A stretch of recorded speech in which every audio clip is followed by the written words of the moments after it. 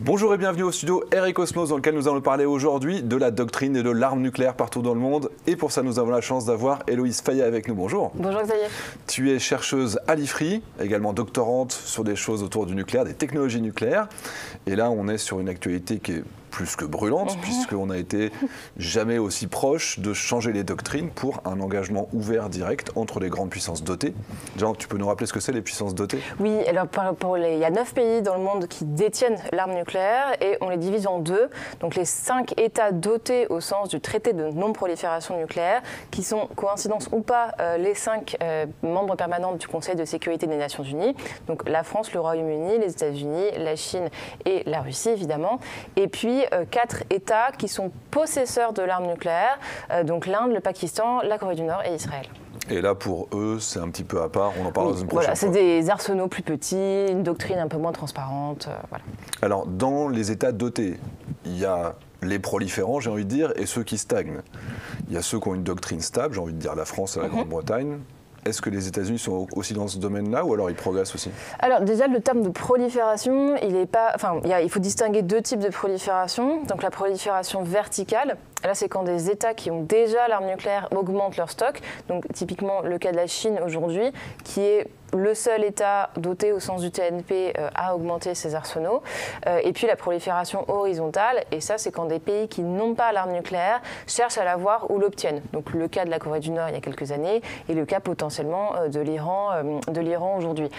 Pour les États-Unis, l'arsenal en termes de nombre est stable, mais on pourra en reparler. Il y a de plus en plus de débats en interne pour savoir s'il faut augmenter la taille de l'arsenal américain pour faire face justement à la montée en puissance de la Chine. On va rappeler quand même qu'ils ont la totalité du spectre, c'est-à-dire qu'ils ont à la fois du vecteur aérien, ils ont des missiles qui peuvent être tirés du sol, du souterrain, du sous-marin, et ils ont également le vecteur terrestre avec des silos de missiles. C'est ça, ils ont ce qu'on appelle une triade complète, donc avec la composante terrestre, la composante océanique et la composante aéroportée. C'est aussi le cas de la Russie et le cas de la Chine, même si la Chine a encore un peu de mal sur la composante océanique. La France aujourd'hui avait une triade complète au temps de la guerre froide. Maintenant, on n'a que, entre guillemets, 2 composantes, donc aéroportée et océanique. Et le Royaume-Uni avait à une époque 2 composantes et n'a plus qu'aujourd'hui que des SNLE, donc des sous-marins. Quand on parle de nucléaire, d'usage un peu plus classique, c'est-à-dire pas pour la dissuasion, est-ce que les États-Unis sont encore dotés aujourd'hui d'armes de plus basse intensité, comme on a peur de le voir arriver aujourd'hui en Ukraine, ou alors ils ont complètement abandonné ce domaine? Alors, typiquement, quand on parle d'armes nucléaires, dans la conception actuelle du terme, elles servent justement pour la dissuasion. Donc on peut dire que l'usage classique des armes nucléaires, c'est justement pour la dissuasion nucléaire à un niveau extrêmement stratégique. Et donc les armes nucléaires tactiques ou les armes nucléaires non stratégiques, qui sont un peu des reliquats de la guerre froide, et en fait une sorte, alors je dirais une aberration, alors pas au sens moral du terme, mais plutôt au sens statistique. Effectivement, les États-Unis en ont encore. Les bombes à gravité américaines qui sont déployées dans certains pays de l'OTAN, on peut les considérer comme des armes nucléaires tactiques.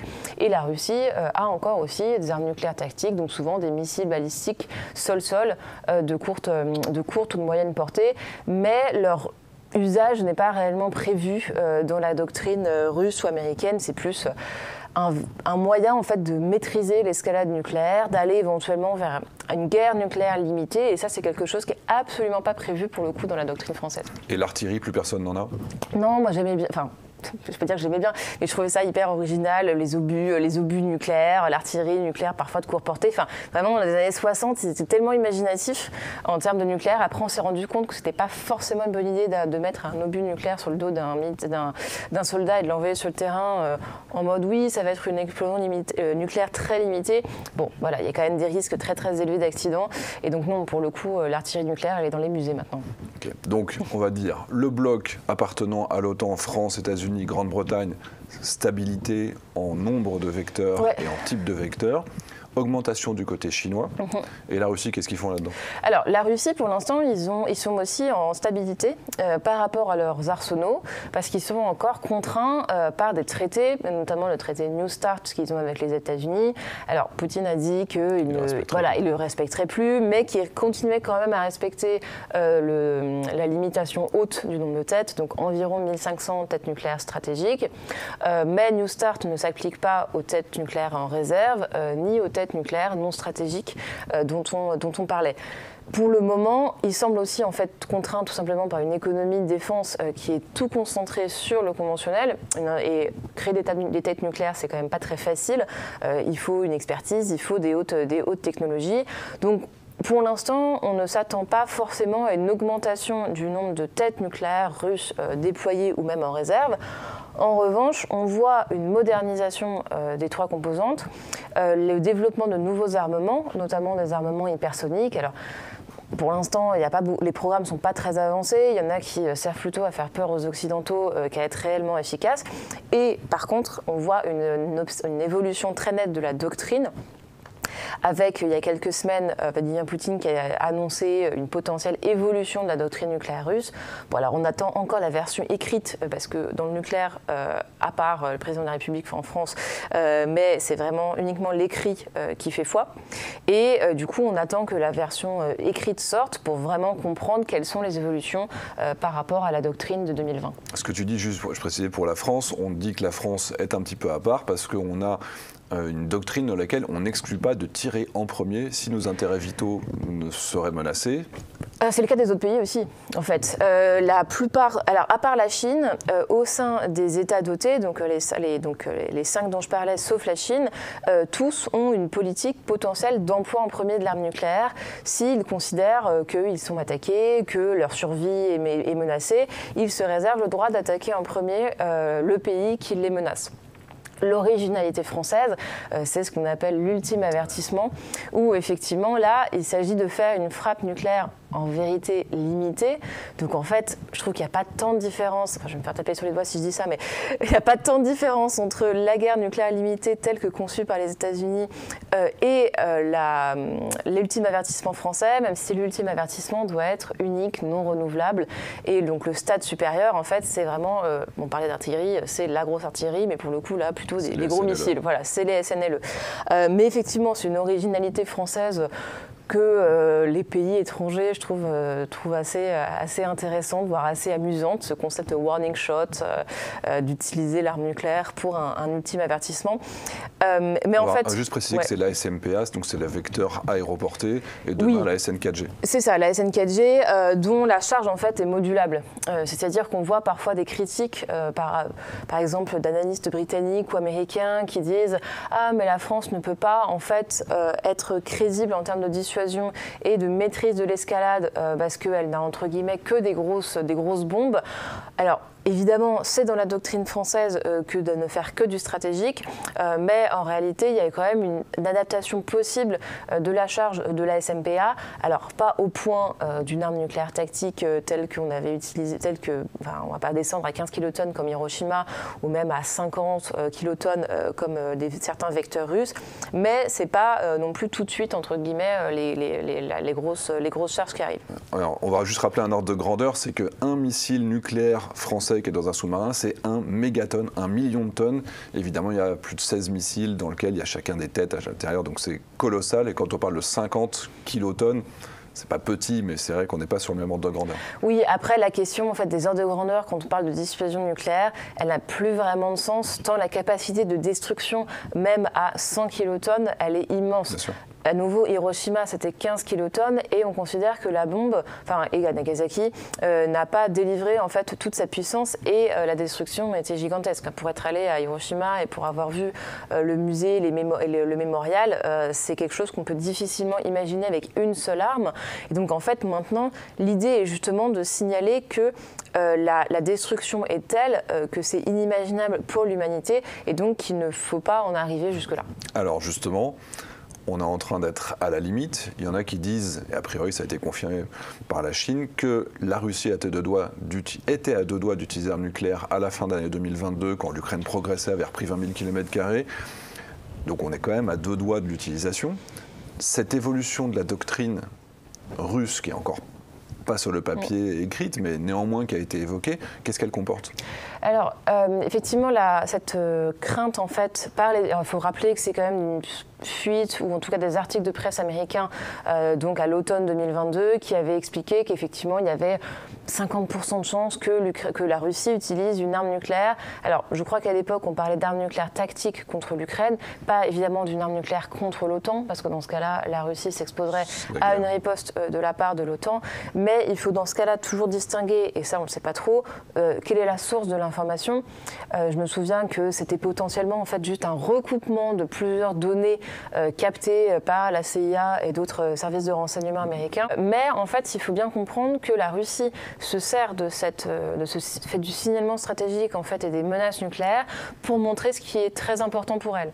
Et donc là, justement, l'évolution de la doctrine qui prévoit notamment que en cas en fait, d'attaque massive à l'aide par exemple d'avions et de drones contre le territoire russe, en fait, s'il y a des menaces crédibles de préparation d'une attaque massive par des avions et des drones, la Russie se réserve le droit en fait, de faire une frappe, on va dire préemptive, alors qu'avant, dans la version 2020, c'était uniquement s'il y avait des préparations crédibles d'une attaque utilisant des missiles balistiques.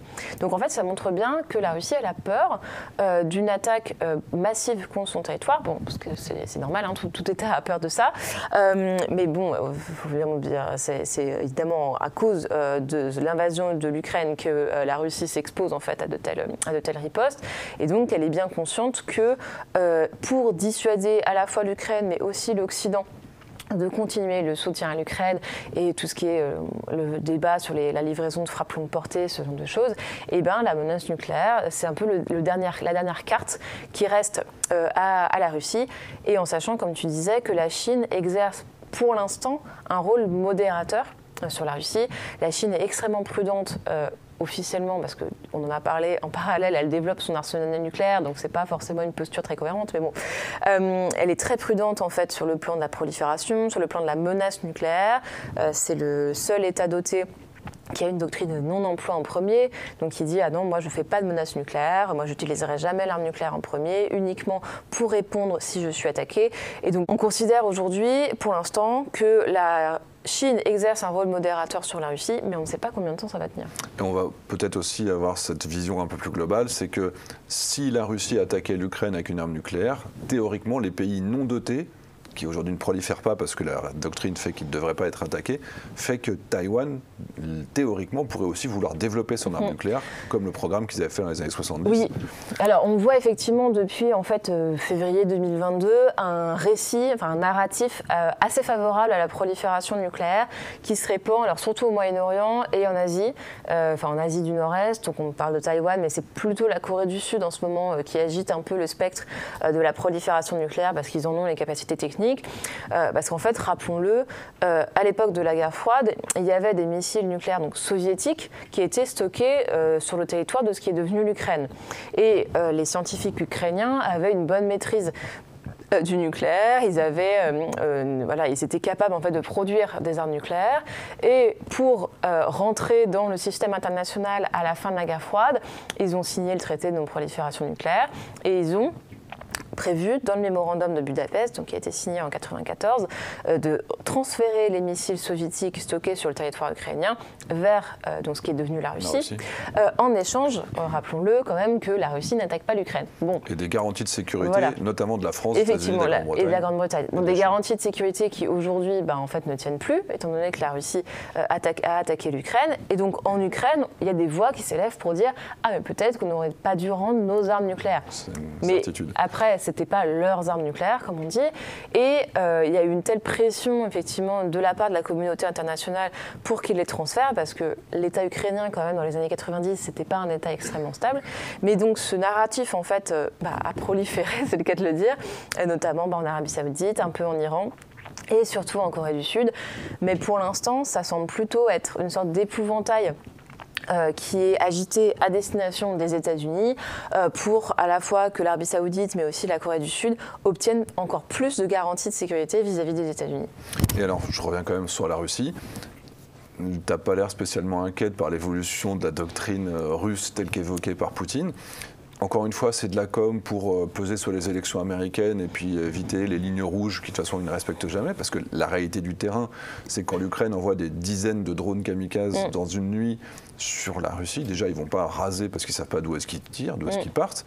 Et puis, ils vont, de toute façon, après, quelle est la conséquence derrière? Qu'est-ce qu'ils vont faire? Comment est-ce qu'ils vont évoluer? C'est juste du blabla pour toi? Non, alors pour le coup, je pense qu'il est sérieux. Enfin, Poutine et ses sbires, on va dire, sont quand même sérieux dans leur inquiétude qu'ils veulent signaler aux Occidentaux. Mais, en fait, moi, ce qui m'inquiète le plus, c'est la désinhibition de la rhétorique nucléaire en Russie. Je ne suis pas forcément inquiète d'une utilisation de l'arme nucléaire, parce qu'à nouveau, c'est quelque chose qu'on n'a pas vu depuis 1945, à l'époque où il y avait une seule puissance nucléaire et où l'arme nucléaire était considérée comme une sorte de super bombe conventionnelle. Là, on est quand même dans un contexte international beaucoup plus différent, où la Russie violerait le tabou du non-emploi de l'arme nucléaire, se mettrait encore plus au banc des nations qu'elle ne l'est vraiment. Je ne pense pas que la Chine continuerait à la soutenir si jamais il y a une arme nucléaire qui était employée sur le terrain. Mais je trouve que c'est très inquiétant de se permettre en fait d'agiter comme ça la menace nucléaire d'une façon assez inconsidérée. Déjà parce que ça dégrade du coup la sanctuarité, on va dire, autour de l'arme nucléaire, ça dégrade son pouvoir extrêmement fort, extrêmement à la fois symbolique mais aussi très destructeur, et ça peut en fait à terme amener effectivement à des théories telles qu'on avait vues dans les premières années de la dissuasion nucléaire, en fait, où l'arme nucléaire pouvait être considérée comme un emploi du champ de bataille. Voilà. Et donc là, j'ai peur en fait qu'on revienne un peu plus vers cette situation-là, en Russie, mais aussi en Corée du Nord, en Chine et pourquoi pas aux États-Unis. Les États-Unis, notamment les républicains, qui ont un discours de plus en plus décomplexé sur l'arme nucléaire.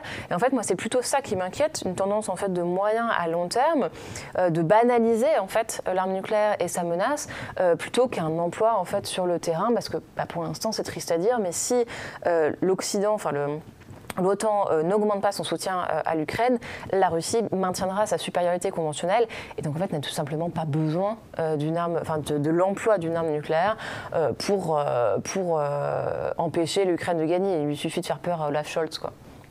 Malheureusement, ça continue. Ils sont forts dans le domaine. Un point également sur les exercices nucléaires qui sont tenus par à peu près tout le monde, à peu près tous les ans. Sauf qu'en Russie, en ce moment, il y a pas mal d'éléments qui nous indiquent aussi qu'ils seraient en train de préparer un essai nucléaire réel dans le Grand Nord. Des photos satellites, des images de préparation, le développement, le déploiement de scientifiques vers ces bases du Grand Nord. Est-ce que ça, ce serait réellement une rupture, un retour en arrière et une augmentation, une aggravation du danger si jamais il passait réellement à l'acte? Alors, je trouve ça très intéressant, effectivement, encore une fois, cette décomplexion autour de l'essai nucléaire. Alors, à nouveau, qui est très différent du coup d'une utilisation de l'arme nucléaire et donc qui potentiellement peut être employé comme une sorte de signal stratégique en dessous du seuil de l'emploi de l'arme nucléaire.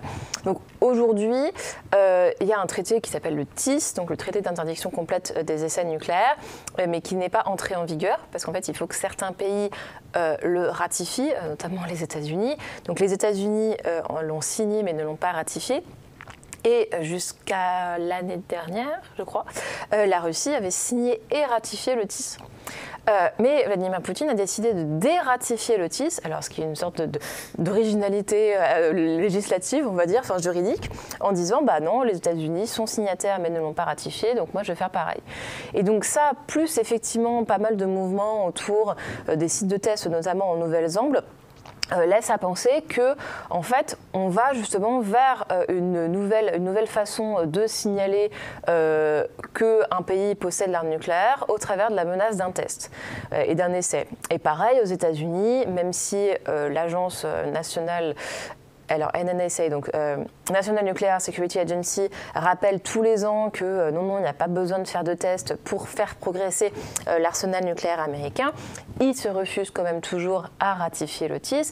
Et pareil, il y a des républicains, puis même certains démocrates qui considèrent qu'il serait peut-être temps de refaire un essai nucléaire pour que en fait aussi, tout le monde se rappelle ce que c'est vraiment une arme nucléaire. Mais scientifiquement, on est d'accord que pour des pays comme la France, les États-Unis, qui ont développé des moyens alternatifs de test, ça ne sert à strictement rien. Alors, pour la France, effectivement, le programme simulation, il est largement assez avancé pour qu'on n'ait pas besoin de refaire des essais. Aux États-Unis, les scientifiques et donc les administratifs de la NNSA considèrent qu'ils n'en ont pas besoin, mais après, in fine, c'est quand même le politique qui décide. Et si jamais ils veulent effectivement créer de nouveaux armements et augmenter leur stock, il y a des politiques qui pourraient se dire non, on a besoin d'un nouveau test, et on a besoin d'un nouveau test pour montrer notre résolution vis-à-vis de la Russie. Et c'est pareil en Russie, les nouveaux armements qui sont développés, donc notamment tout ce qui est planeur hypersonique, torpilles nucléaires à propulsion nucléaire, les inventions un peu bizarres de la défense russe, il est possible qu'ils se disent qu'ils aient besoin d'un nouvel essai nucléaire pour en fait les certifier ou faire avancer les programmes. Parce que la Russie n'a pas réussi à développer les technologies de simulation. Alors ils en ont quand même. Alors, ils n'ont pas effectivement de mécanismes de calcul aussi avancés que la France ou les États-Unis, mais ils ont quand même un programme, alors qui s'appelle pas simulation, mais un programme de conception et d'avancement en fait de leurs armes nucléaires assez avancé justement pour pas qu'ils aient besoin normalement de faire de nouveaux essais. C'est par contre pas le cas de la Chine et on le sait très bien, la Chine fait des essais nucléaires qui sont très limites par rapport au TIS. Écoute, on est d'accord, on n'a pas plus d'inquiétude aujourd'hui qu'il y a quelques mois. Sur l'emploi, pour moi, il n'y a pas plus d'inquiétude. Sur les essais, c'est pour moi une piste intéressante à regarder. Bon, on va espérer que s'il n'y a pas d'essai alors, s'il n'y a pas d'essai, on reste au niveau actuel, s'il y en a, là on se revoit. C'est ça. Héloïse, un grand merci. Merci. On espère que ça vous a plu et on vous dit à très bientôt au studio RI Cosmos.